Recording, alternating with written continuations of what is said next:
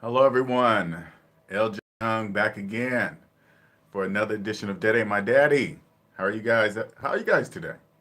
Because I'm wonderful almost, not almost, every day. I'm wonderful every day. When you're debt free, it's just wonderful every day. Anyway, for those of you that do not know me, my name is Linnell J. Young, and I am a 100% debt free motivational speaker and personal finance educator. I help people become debt free by helping them what they cannot financially see. And when I say not see, I mean, since becoming debt free, I've realized I lived in what was called the debt matrix my entire life, almost 40 years of my life.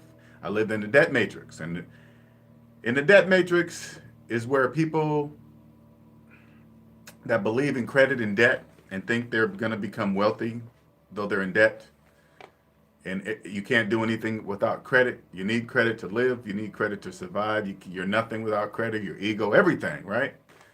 That's where everybody lives in the debt matrix, okay? And then once I stepped out of debt matrix by getting out of debt, I see things very differently now. Once I'm on this side, I understand now that money is spoken in two languages, debt and debt free. If you've always been in debt all your life, the only thing you speak is debt. And I promise you, you don't even know the language of debt free even exists. How I make this connection, first I use my own journey, but how I make this connection to you guys that are wanting to cross over, okay? I make the connection by pointing out things that don't make financial sense. And the reason why they don't make financial sense is because credit is a business. And if you don't understand it's a business, you're going to be on the consumer side of credit. Like I look at credit like a coin. Now a coin has three sides: heads, tails, and the edge. There's the consumer side of credit, there's the business side of credit, but now that I'm debt free, I live here on the edge. I can see both.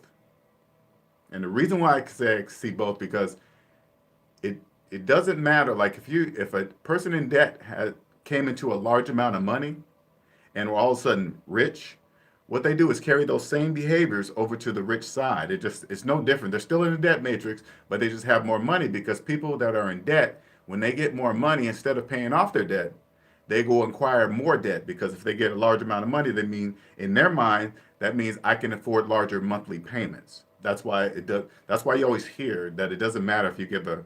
It's a mindset. Okay. So what I'm gonna do is like I said, point out the things so you can kind of get it. And I justify it all with math. That's what I meant to point out. Once I join it out and show you, I solidify it with math. So if my math is right and you're new to this channel and you kind of angry at me by saying it, just check the math. If the math is right, you got to look in the mirror and say, why am I mad that his math is right? Okay, I know it sounds weird, but just do that. Today's topic is post chapter 13, and this is for a follower, a subscriber. My name is Brandon Glenn. Okay, this is for you. So before I go to the post part of the chapter 13, I want everybody to know what it is and what it really means from both sides, the debt side versus the debt-free side. And the debt-free side is what it really is. Why? Because math. Okay, chapter 13, bankruptcy chapter 13 is a type of bankruptcy that they kind of create a plan for you over the 3 to 5 years, and it allows you to keep some of your stuff and even your house, and it won't get foreclosed on and stuff like that, right? And you make these payments that are scheduled out by the bankruptcy judge over a 3 to 5 year period, and you got to keep this schedule. You know, you got to do certain amounts to whatever, right? And then after the 3 to 5 years, I'm assuming that the rest of it's cleared, and then you get to start all over, right? After 3 to 5 years. Okay. Now I'm going to start with chapter 13. Now I'm going to point out some things. Have your pencil and paper ready because you're going to need to understand these things. I'm going to point out some things that you cannot see when you're in debt for what chapter 13 is for, okay? Chapter 13, bankruptcy, is really for people that need debt relief, but they don't want to let go of the stuff that got them there in the first place. Okay, they want to somehow get debt relief, but keep all their stuff. Not learning anything, in the process. I was one of them. Don't feel bad. Want to keep the stuff. Totally forgetting that that stuff is what got you there in the first place, right? When you don't realize that stuff is really worthless, especially when you finance it, it's really like quadruple times worthless, but you don't realize it just means something to you. And I'm gonna tell you why most people in debt do this, right? Because some people think bankruptcy is for losers, right? They're losers. Whoever got bankruptcy, they don't have money, they're broke. This only people in debt matrix talk like that, right? So the people that actually file for bankruptcy for debt relief want to keep their stuff so they don't look bad in front of their neighbors or their friends, because they don't want the people around them to think that they're broke, right? That's what they think. Not realizing everybody in the debt matrix is broke. It just at different levels. You just can't tell because you go by people's stuff. You say if they got a lot of stuff, they must have money. Look at the house, look at the cars, look at the Sea-Doos, look at that, and you think like that, and that's just worthless, depreciating stuff. It means nothing. It only means something to other people in the debt matrix like yourself. So, when you come out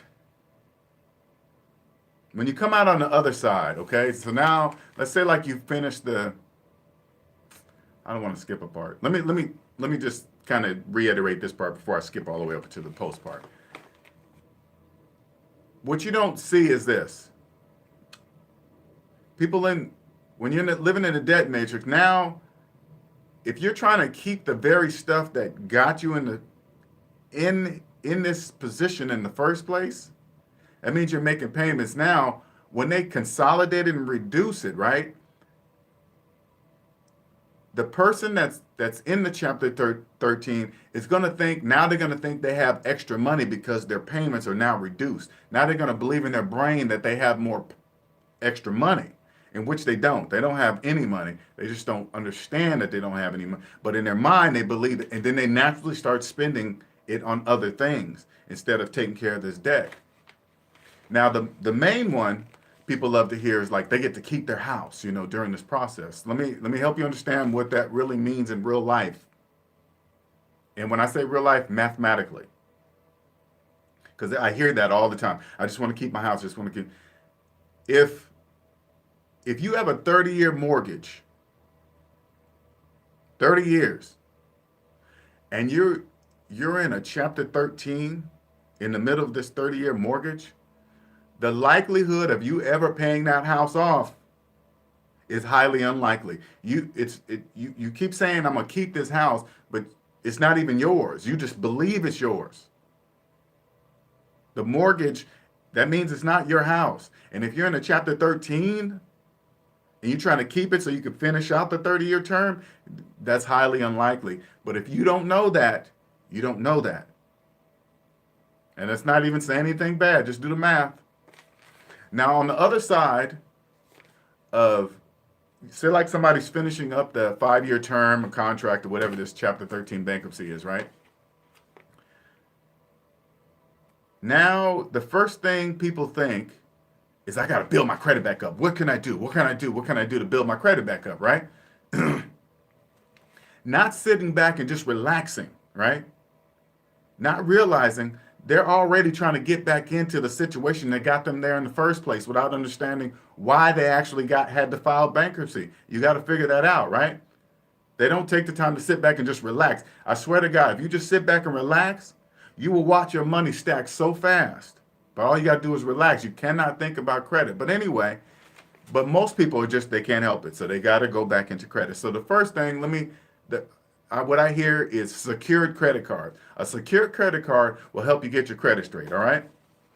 So most people, including myself, I did it. I'm not excluding you. This is when I was in the debt matrix. Let me tell you what that really means. For those of you who don't know what a secured credit card is a credit card secured by, the balance is secured by the money you give them. So say like you want a secured credit card of $500, you got to give them $500, and then you can spend on the card And then you can make payments back. And if you make on-time payments back, they report to the credit bureau that now you know how to make payments on time. So, right, even though you got a Chapter 13, right?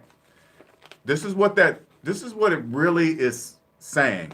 Okay, listen, follow me closely. Let's use the $500 secure credit card for the example. You're taking $500 that you already have of your own in your hand. You already have it. It's right here. It's cash. You're giving it to the bank and say, here, bank. The bank's going to issue you this credit card, right? So you're giving them free money. They're about to earn some interest off that free money. They give you this card. They're going to charge you an interest rate of using your own money. So they're making interest and charging you. Like double dipping, okay? All for the privilege of them reporting to the credit bureau that you paid them back your money on time. Does that make any sense? See, this is one of those things I want you to write down. That doesn't make sense, right? If it doesn't make sense, it usually makes sense to the bank. Regular spelling sense with you, money sense with the bank. If it doesn't make sense to you, it makes sense to the bank. CENTS. You got it? That's why you never do a secure credit card. It's absolutely pointless. And then you'll get offers because you want to get back in the credit club so bad. You know, it's just a natural, and again, it's not blaming you, just what you're used to. You don't realize that you don't even need it. You don't even need credit. You just don't need it, right? But anyway, now you're going to get offered high interest rate credit cards. This is what I suggest for the people that really want to get back into the credit game. And mind you, let me say it this way. I'm sorry. Credit is part of the world. So you're going to have to, for convenience, and I'll tell you how I use it, okay? So I'm going to say it like this, because I do have one credit card. And if you want to see my credit report, go to facebook.com/datingmydaddy so you can see what a credit report is supposed to look like when you're debt free. But anyway, you're going to get these offers of these high interest rate credit cards. This is what I want you to do, and this is what I do. Get a credit card, Visa, MasterCard, no fees, no annual fee, none of all these extra fees, just a credit card, and it's a certain percentage rate. Now, it will be high. Don't worry about it being high, okay? Because when you're debt free, guess what? You have cash. So this is what you do. And this is what it's going to both help build your credit, and it's going to give you more security. And I'll tell you how, okay? So you take a credit card, instead of your debit card, take a credit card. You buy things that you would normally buy every day with your debit card. Now, at the end of the month, you're going to pay that thing off 100% in full. So when I say buy everything, maybe getting some gas, maybe getting some food, maybe you're paying a light bill, pay everything that you would normally pay at the end of the month, but just using your credit card. And at the end of that month, you pay it in full. It doesn't have to rotate. Just keep doing that. Just keep doing that. Keep doing that. And it'll build your credit. That's what I do. Also, what this does too is this. Now you don't have to worry about skimmers and scammers everywhere having direct access to your bank account through your debit card. It just puts one more layer between the thieves and your money. So you use the credit card everywhere. And if one of these stores because have you ever noticed some stores use the chip and some of your stores still slide? What the purpose is the chip security if all the stores don't have to follow the rules? You get what I'm saying? It doesn't make any sense. One of those things nobody ever questions. They just go, oh, hey, that don't work. Use a slider. Why? Nobody stops and say, how come that chip doesn't work? You know, nobody ever does that. Nobody ever cares. But anyway, if a store gets hacked, they hack your credit card. And it's so much easier. The credit card say, hey, was this you? No, it wasn't me. Okay, we're going to close that down, refund the money, send you a new credit card. Done. It's not like that with debit card. Debit cards are huge hassle. Huge. And this is how you'll build your credit. And it won't even feel like you're building your credit because you're going to be sliding it everywhere, just paying for things that you normally would pay for with your debit.